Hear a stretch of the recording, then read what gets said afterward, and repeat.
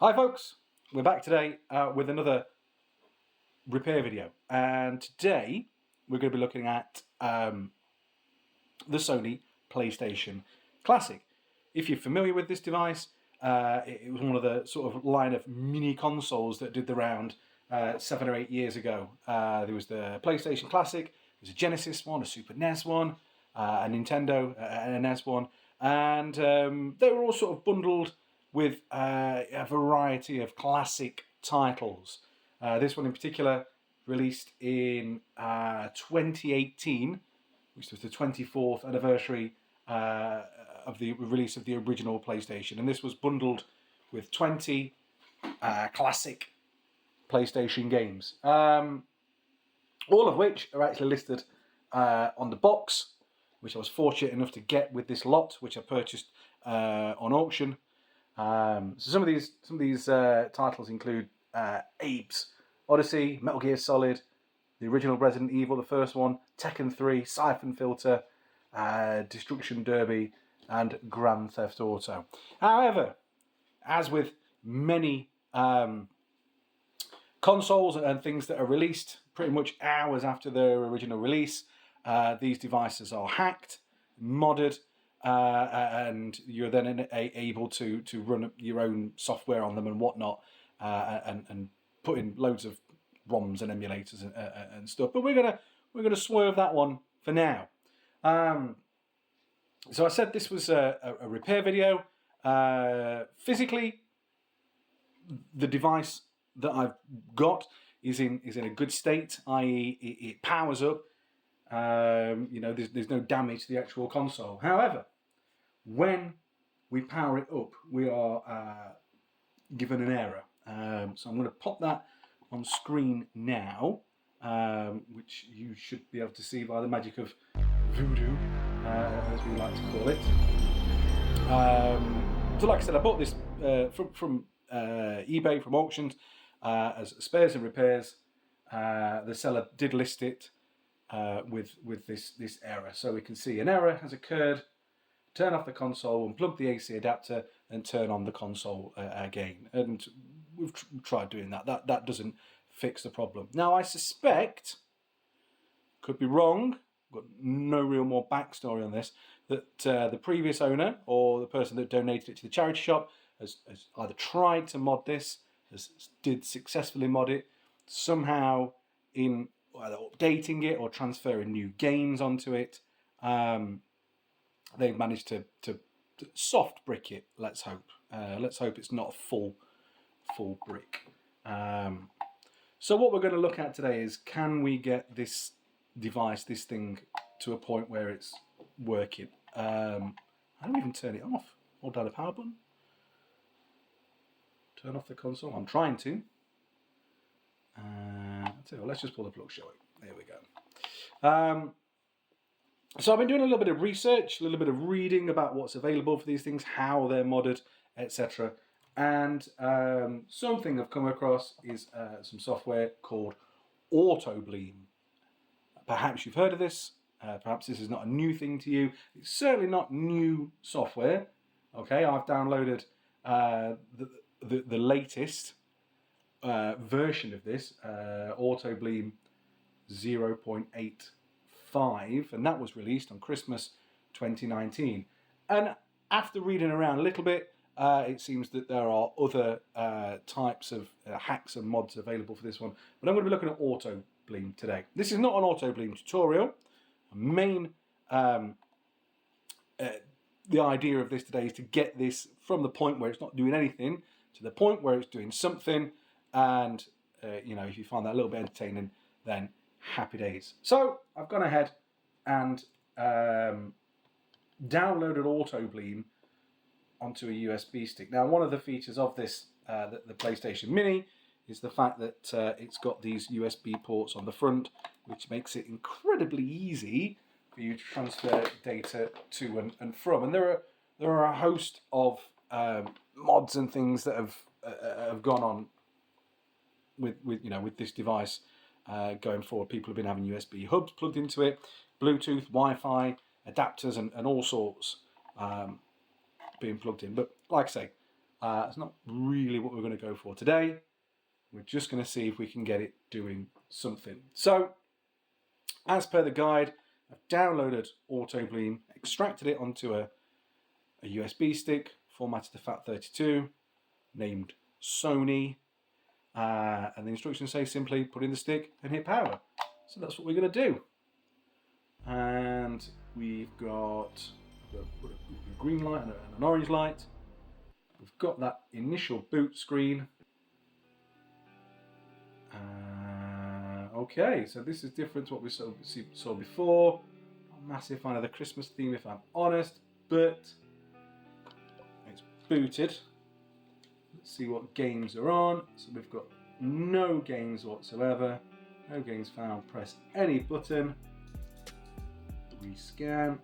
So we've got no games on it, but at least we're doing something. So if I hit start, Autobleem, now we can see that there are a host of games installed, and I think that these are the original 20 games that this comes with. So at least we're back to where we started. Do they run?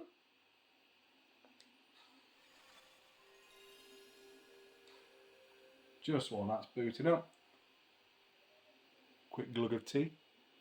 Cheers.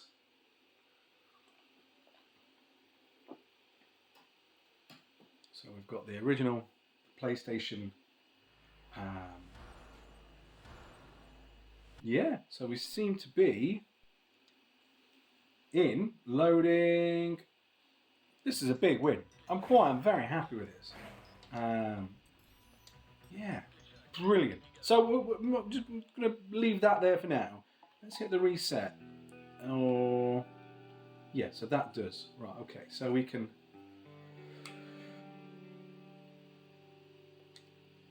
get this back into Autobleem. It makes it very difficult to see with the thing at the bottom. So advanced, let's see what we've got. Advanced, memory card,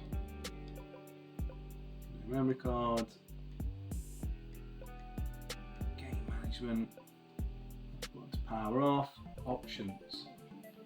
Okay, here we go, Autobleem. That looks better, that's a little better. Okay, show internal games, yep.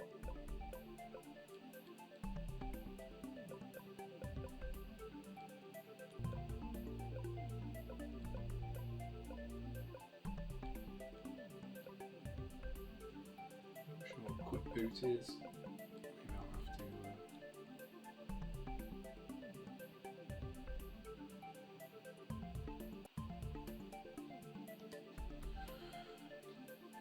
So, really we're going to leave it there for today. Short but sweet video, I know, but hopefully it's giving you a little bit of an insight if you are seeing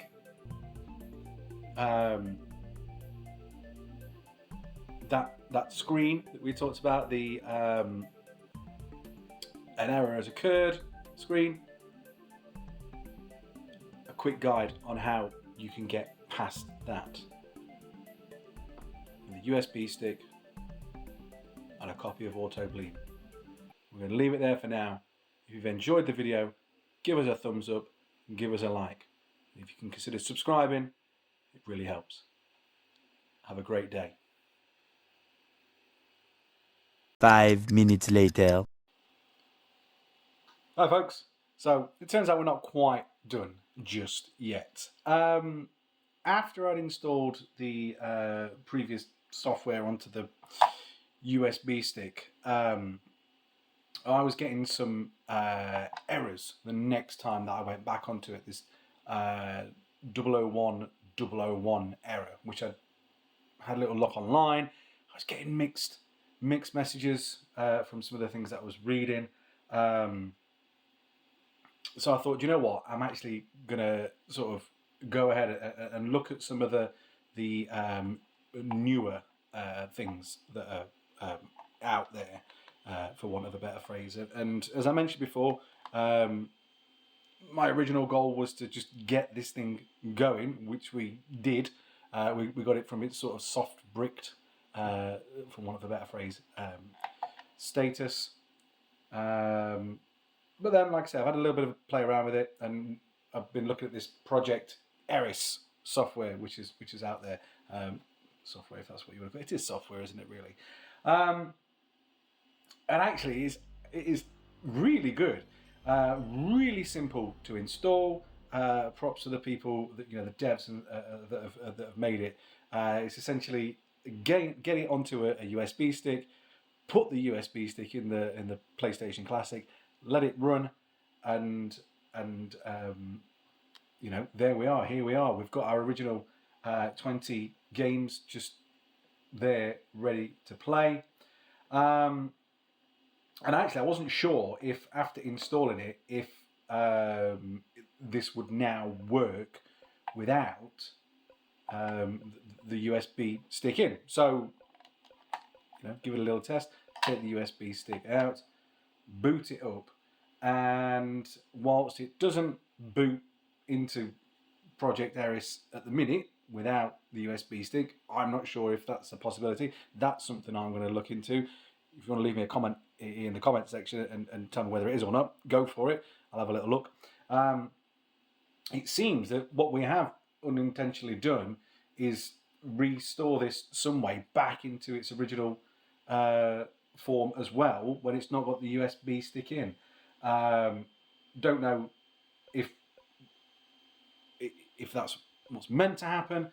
I don't know. And again, through just browsing through some of these games that are on there, I noticed that in the bottom right hand corner of the screen, some of them have got resume points on. Now again, I'm not sure if that's a thing that's in Project Eris, these resume points. I can't think really why the devs would want to include a couple of random restore points. There's one for Toshinden and one for Tekken. So I can only assume, really, that these were on the PlayStation Classic from the previous user. So yeah, just something I thought I'd just put on the end of the video. Again, if that original error message is the one that you're getting, the one unplug the AC adapter. If that doesn't work, which doesn't really work, or didn't for me anyway. Getting Autobleem onto a USB stick, getting this working. If that works for you, then great. And then, like I say, I've gone on and added in the Project Eris. So I'm going to have a bit more fun playing around with this. I'm aware that RetroArch, etc., is bundled with this as well. I'm probably not going to use this for adding other non-PS1 games onto it, if I'm honest. I'm very happy with the games that are on it. I know that other games can be added, but that's not what we're looking at today. We've obviously looked at emulation machines in the past, but I think for now, I'm just going to leave this little fella as he is with his 20 games on. Like I say, I was really lucky to snag this at a good price because of the spares and repairs tag. People don't want to go near some things if the spares and repairs. It came with the box. Controllers, the only thing it didn't come with was a HDMI lead, but a billion of them things lying around. So, yeah. So for the second time, I hope you enjoyed this video. This really is the end now. I can't see me adding anything on to the end of this one. So yeah, you take care. See you later.